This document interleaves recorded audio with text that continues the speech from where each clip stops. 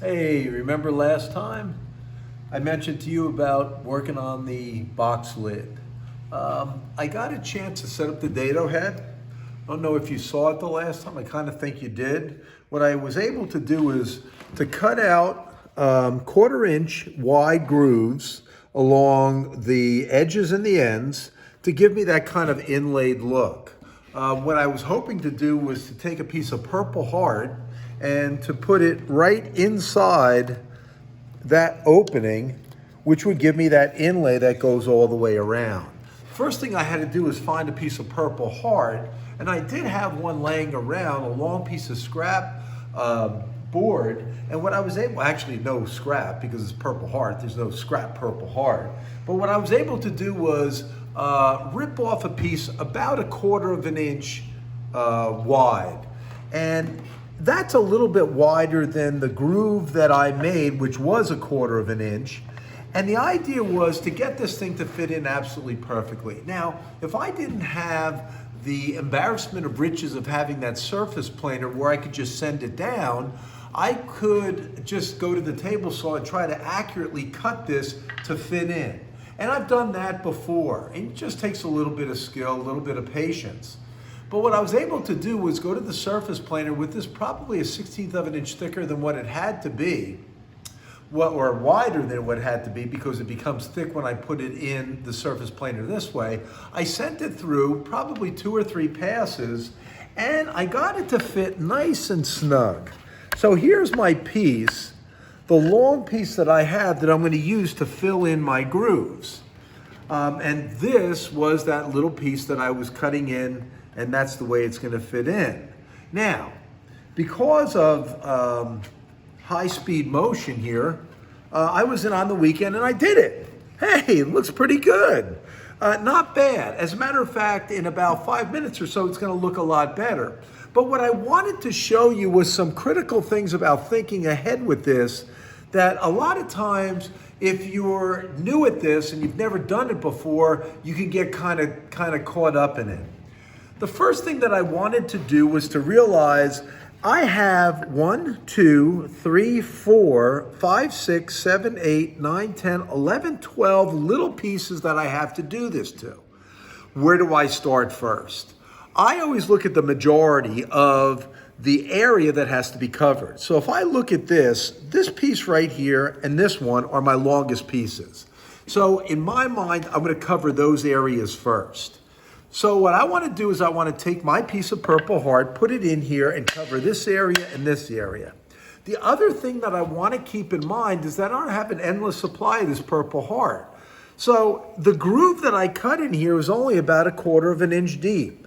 Well, if my wood is 13/16 of an inch thick, I could get at least 2, possibly 3. I don't want to think I want to take a chance at cutting 3, but I'm going to get 2 pieces out of one length of this. In other words, if I cut this piece to the length of this, which is probably around 14 inches or so, the next thing I want to do is I want to cut it along its grain so I can get one piece to fit in here, the other piece to fit on the other side. And then I minimize my waste. Minimizing waste means I always have enough material, so if I do in fact screw up, I can go back and fix it. So that's what I did on these pieces. I also planned ahead when I was doing this, and I was careful not to do this side and then this side. I wanted to do them all on one side first, so that now if I want to even this out, I could take it to the table saw, put this surface up against the fence, which I am going to do in about 5 minutes or so, and cut these trim as close to the surface as I can. So I want to do it that way. So here was the sequence that I used, and this was kind of important because out of all these pieces, I really only had to be perfect on 2 cuts, and let me explain it. This piece, I left longer than what it had to be. So with that in mind, I could put one end flush after I squared it up on the radial arm saw. I could cut this piece, and if I wanted to cut it longer, that was okay. I can go back to the chop saw and cut it exactly perfect later, which is what I did. So I cut this one first, this one second, left them longer, cut them later so that they fit perfect. The next 2 cuts were the ones I had to be perfect on, this one. This cut here and this cut here, they couldn't be too long or else they wouldn't fit in between these two long pieces. Remember, these pieces were glued up, and we'll talk about the gluing process in a little bit. These pieces were glued up first, then I went back and I cut these two. If this piece was too short, there was going to be a gap in between the two, which there's not.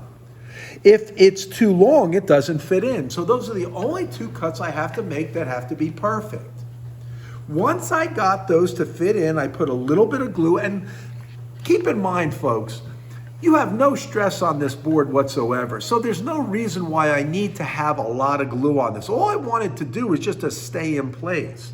So the more glue I put in here, the more you lend yourself up to a mess and glue spilling over into another area, we're gonna have to glue it up. So I don't wanna do that.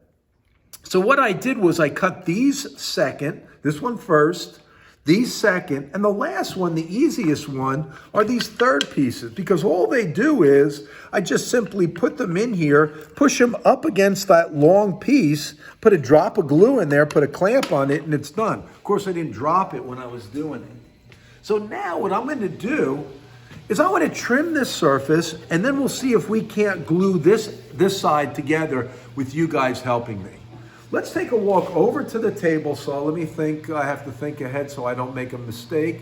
I'm gonna cut these first, then we'll take a walk over to the old chop saw, take a measurement, cut it, maybe go to the bandsaw, resaw it, glue them in, and see how that works. Come on.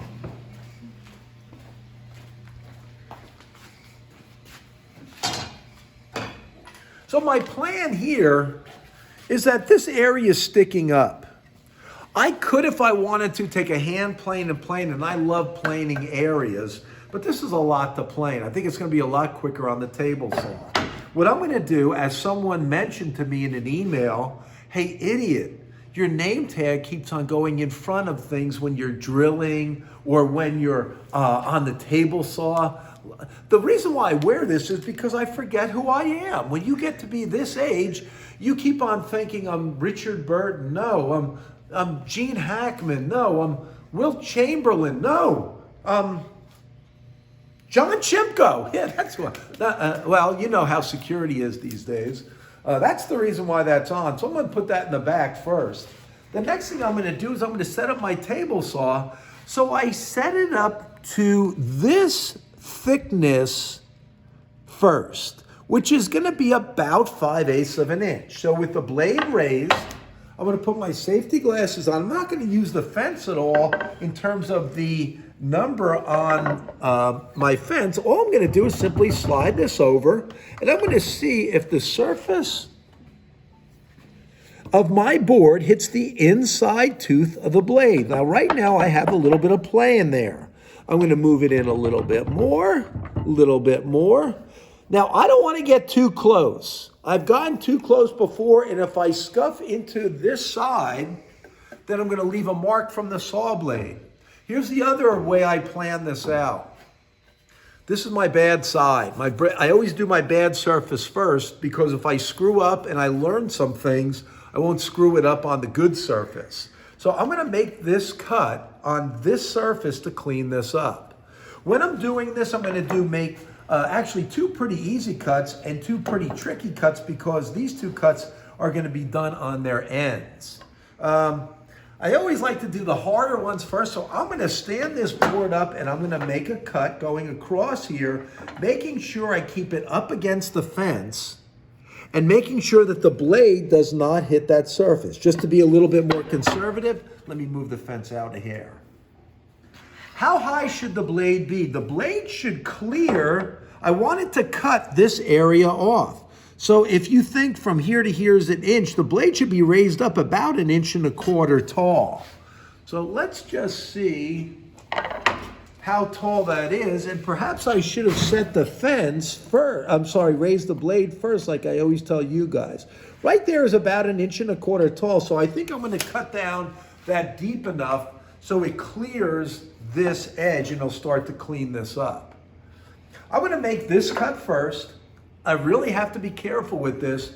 I'm gonna wet my finger so I grab onto the board. I'm gonna hold onto the board this way, send it across, and try to really concentrate when I'm making this cut. Remember, if you're doing this alone at home, you either want adult supervision. If you're doing it in the shop, of course, you'd never make a cut like this by yourself. I'd always be there. And if I thought it was too dangerous, I'd do it for you. So remember, always safety first. Again, I'm gonna leave the guard off. The guard would get in the way if I was making this cut, but I'll leave the guard off so you guys can see my cut as I make it. Let's give this a shot.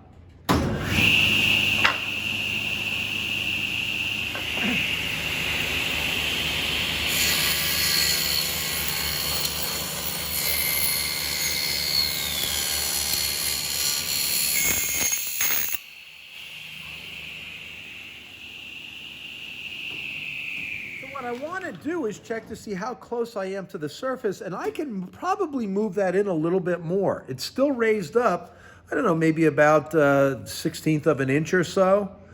These parts didn't come off, of course, because they're attached to the long piece. So I just did that as my initial cut to see where I'm going to be, and I can move it in a little bit closer. Remember when I moved it out that hair just to be on the conservative side? You could always move it in. If you screw up and you cut into the top, you can never go underneath the saw, grab the sawdust, glue it back on, and have it come out perfect. So I can always move the fence in. I can never move the fence back out after I make that initial cut. Let's try this again, see if this looks any better.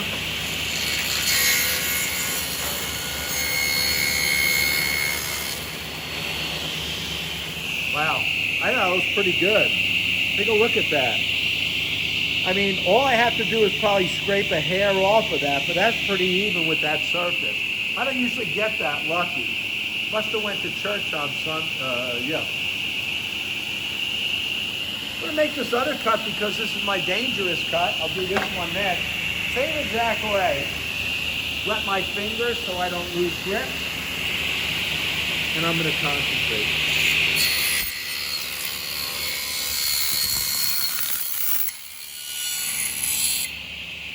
I don't know if anybody noticed, I just got smacked in the face with some wood.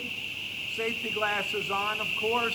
Keeping my sleeves down for the purpose of I'm freezing in this shop. It's super cold. The only reason, but my sleeves are tight to my body.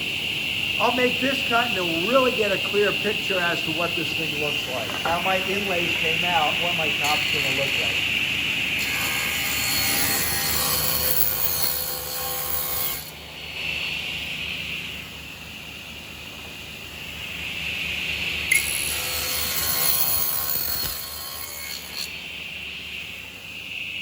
Like, you are definitely taking your life into your own hands with your fingers that close. The most important thing is concentration. So let's take a look at this. This was the top that I had before, and now here's my inlay. I mean, I think that looks really cool. It's raised up a little bit, so I am gonna bring this over to the table or to the workbench over there and scrape it even. But the next thing I'm gonna do is to cut these pieces. Well, maybe I'll scrape this down even. The thing that I wanted to mention to you guys was that if I made this cut on the top, it would look cool. But now when somebody opens up this box, I put those little pieces of Purple Heart on the side as well. I did that over the weekend before you guys were in here. So that when I put this piece in last, it literally is going to look like this piece is glued on, how come I can't talk? Glued on individually, because there'll be Purple Heart around all of these corners. So I kind of like that look. That's what I was going for, and I also like the grain quite a bit over here.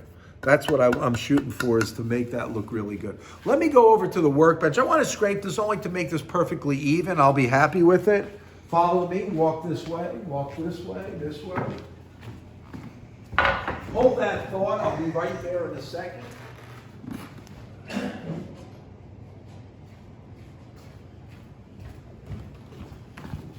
Nice work by the cameraman there. Can't do it that way, can't do it that way. How should I do it? Now let's do it this way. It's one of those tweener sizes where I have to pull out the vise and the bench dog quite a bit. Ow, ow. Oh, just kidding, just kidding. I have, of course, one of the most used tools in the shop, my paint scraper. Paint scraper feels pretty sharp. What I'm going to do is just go across this area, and I'm going to finesse this. There's people who take this and just rip it apart. What I'm doing is taking it, blending it. Look at how I'm moving my body. Blending it. I'm finessing this. I want to make sure that this is nice and even. And you could also see after the saw cuts how scraping it kind of cleans up that Purple Heart. How do I know if this is flat to my surface? Look, close my eyes and touch it. Right there feels tall, feels proud. Just gonna go across there a little bit more. Look, close my eyes and touch it. It's the reason why you do that when you get intimate. You're more sensitive. Oh, yes. Oh, yes. Still raised up over here. Let me go back on this side. As I tell people all the time, whether you're skiing down a mountain slope or you're taking a foul shot, nobody skis like this. Everybody bends their knees. If you're successful at skiing, you're doing that. If you're taking a foul shot, I don't know anybody who stands there and shoots the ball. You're bending anytime you do anything. If you're coordinated, the bending of the knee is the great equalizer. Oh, yes. It is the great equalizer. Makes everybody who's not competent in anything look like they know what they're doing. Let me close my eyes and touch it. Wow, that feels pretty good. Not bad, as my newspaper guy used to say. I'm just going to go across there a little bit more. But how cool does that look? I mean, I have good grain. If you do notice, this joint doesn't look great. That's the dark and the light that I didn't like. That's going to be on the inside. If I flip it around, this is what I was shooting for, was all of those waves in that curly piece of oak. So now we'll try to make this top side look as good as that bottom side, because I'm really happy with that. Let's get my Purple Heart. We're going to take a measurement. We're going to go back to the chop saw, and we'll see if we can't get this to fit in and look good.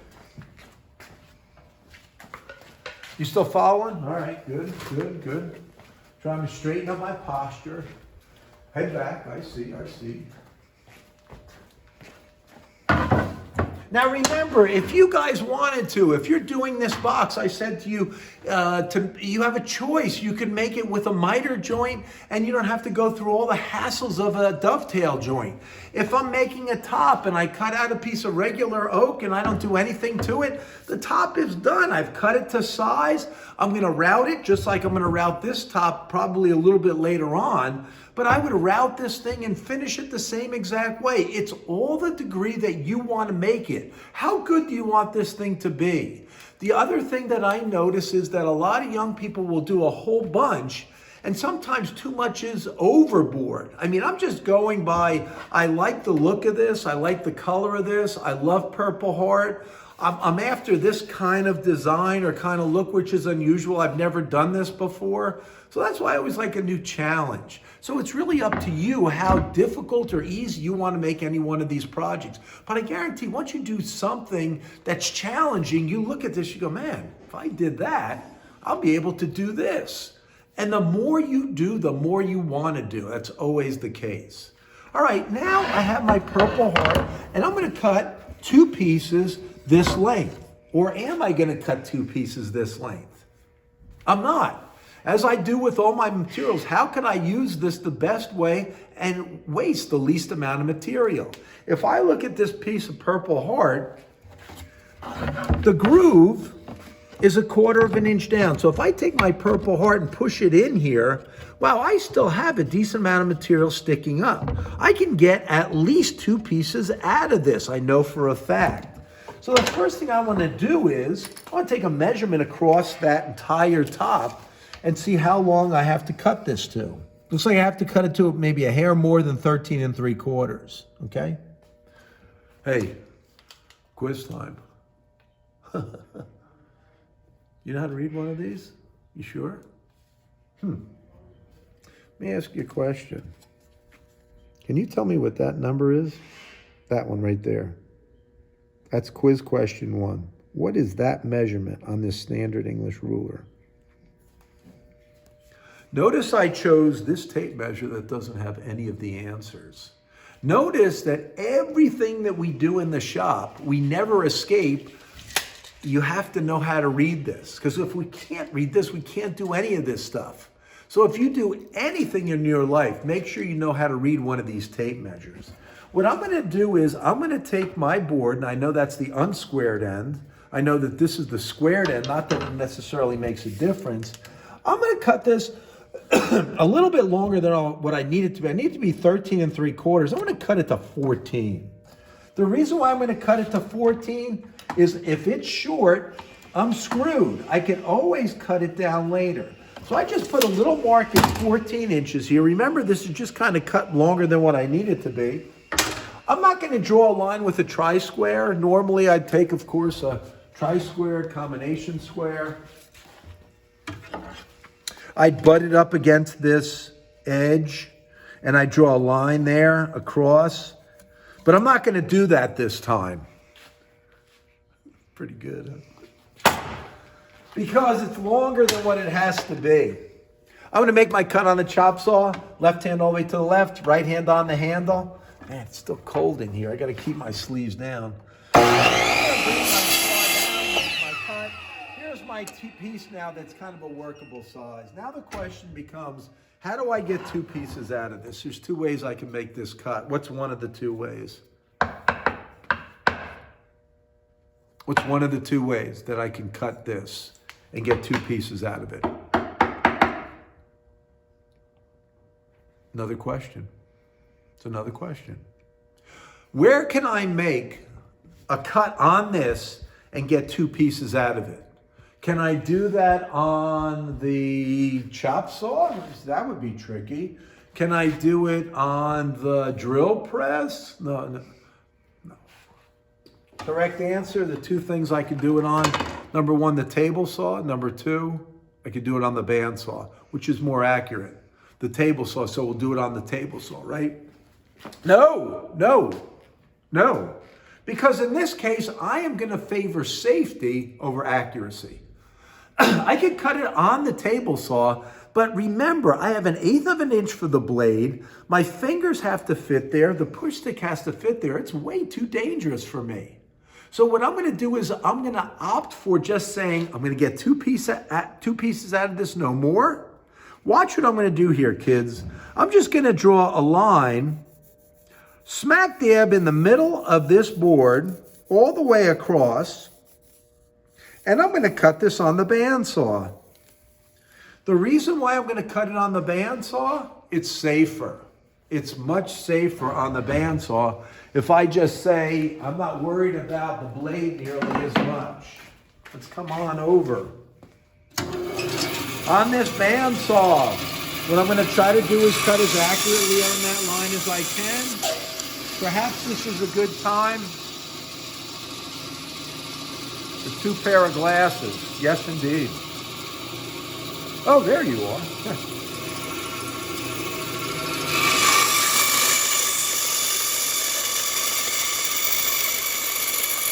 going to cut smack dab on the line. If I go off the line, no big deal. But what I want to do is definitely get 2 pieces out of this board.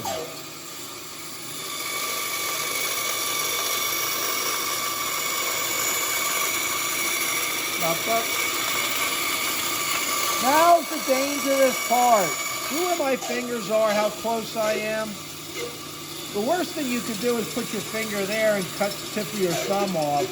What I'm going to do is I'm going to keep my fingers on either side of the blade. I'll continue to push.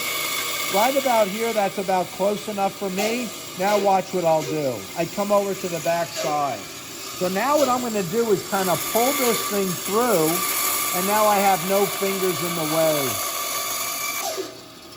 If this thing cuts Purple Heart that easy, imagine what it'll do to skin.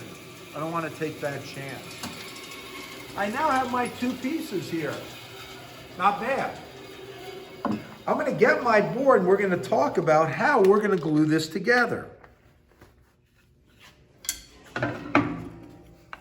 I have the surfaced side. I have the ratty cut side on the bandsaw that I just made. So the question is, what side goes down? Good surface or ratty surface? Most people say ratty surface, but I want this to be a flush surface on the flush surface of the cut that I made. So I want good surface, good surface. And remember when we were cutting on the table saw, how we went over there and just trimmed off the excess? We're going to do the same thing on this one. So what I'm going to do is I'm going to take this board, place it here. It fits in really snug and tight and fits really well. This one I would imagine is going to be the same exact way. So I'm going to glue these on, and I'm going to show you really an important step about gluing, how accurate you have to be with that. While I'm here though, I still have these cuts to make. I have a cut here, and a cut here. What I'm going to do is I'm just going to cut one piece that's going to be long enough to go across all three of these. So let's go back over here to the chop saw while we're here. My board is like 6 1/4 across the entire width. I'm going to cut a piece 6 1/4. That kind of takes into account that. Let me make it 6.5 inches. Oh, I love the shadows here. 6.5 inches will give me plenty. And how many of those pieces do I need? I need 2 of them, right? So let me mark off the second. No, I only need 1 because I'm going to almost kind of resaw it on the bandsaw to get the other side. So I just need 1 cut here. And I'll still have this piece of Purple Heart for other splines that I'm using in the future. Again, it's longer than what it has to be. It's not exactly accurate. Left hand all the way to the left, right hand on the handle.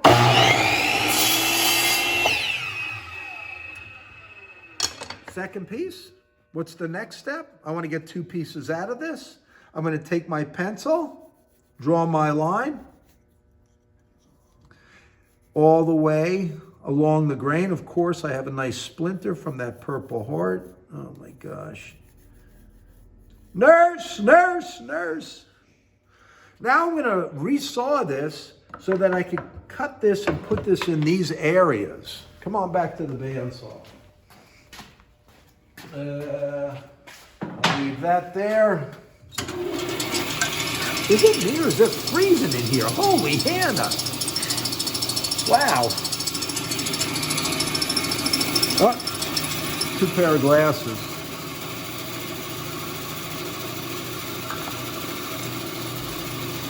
Oh.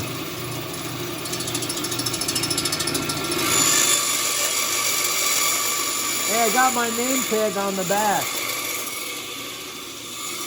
Concentration, name of the game. Get to the end of my board. I'm going to stop. Go on the back side. And I'll pull it through. Nice job, Johnny.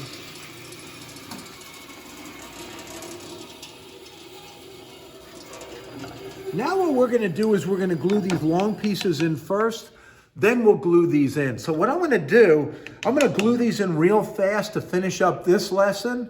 And you can see what to avoid and what you can't do with this. And then what we'll do is in the next lesson, we'll cut these to fit. We'll glue those on. And then after that, then we'll trim everything down and then start to round it over and actually finish this. Hopefully it'll come out as good as the other one. Let's go over here quickly because I know you guys are getting bored. A real common mistake, and believe you me, I've learned this in the past, is when I've done this inlay thing before, I've taken this glue bottle and loaded this whole groove up completely with glue. Then I take this piece, I put it in here, and I go like this, I push it down, and it goes all over the place.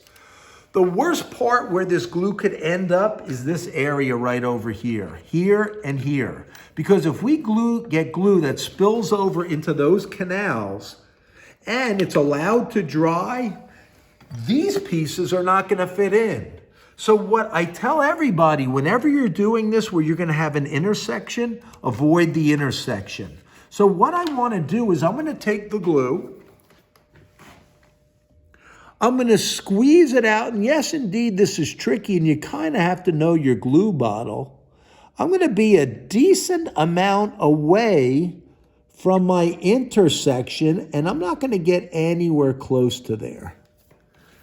If you notice, I have a little bit of glue here, very little. There's a decent amount there, a decent amount there. So what I'm going to do is just take a nail, pick up some glue with a scrap nail, and I'm going to put it right over here.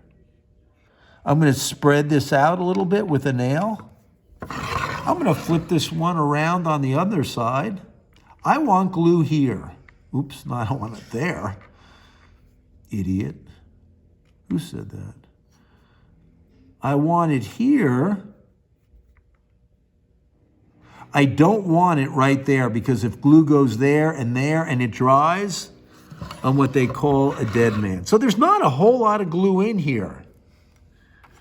The other thing that I want to do is I want to take my squared end. Well, on these pieces, both ends are square. So just decide which one you want to even up, and I try to be consistent. I'm going to go right even to here. I'm going to take this bad boy and I'm going to push this down. I'm going to take my other long piece, so I got to get some glue in there first. What I'm going to do is I'm going to take a mallet, I'll tap that down, probably put a couple of clamps on here, but let me get my glue on the other side, same exact way. You guys are going, hey, this is longer than 22 minutes. I know that, but perfection is timeless. Always remember that. I'm going to pick up some of my glue, put it here because it's critical we want it on the ends. I'll do the same thing over here, pick it up, I'm going to put it on the end. And like I said, that's plenty of glue. All I have to get is a little bit of glue on there. Now I want to be consistent. If it was flush on this end, on this piece, oh, what part is going down? Remember we said that flat side is facing down on my groove. So this is the lousy side, the inaccurate bandsaw side that I cut. And that's important because as I push that down and that flat part makes contact with the flat part, it's going to give me a nice tight joint. Now, here they are.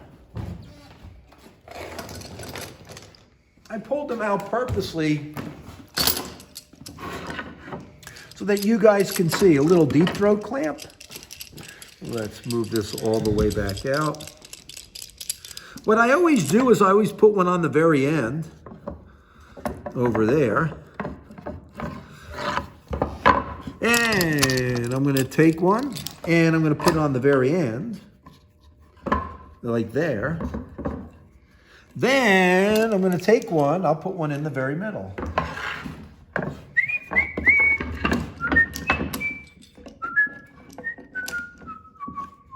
Like that. If you notice where I put a little more glue, there's a little glue spillage, but this is going to be nice and tight. It's flat down right there, even with that end. So when I trim that out, that's going to be completely done. And when I put these side pieces on, which I'll do in my next lesson, it's going to look like this groove goes all the way through the entire board. Let me clamp this piece up. While I'm doing that, you guys take a break And the most important thing when you come back is we're going to show you how to cut these to the exact length they have to be, where they're not too small and they're not too long, okay? Any questions? I've got to get another clamp, and I'm sure you have something to do. So I'll see you next time. Hopefully it's not as cold in the shop as it is today. Stay warm. Have a good one.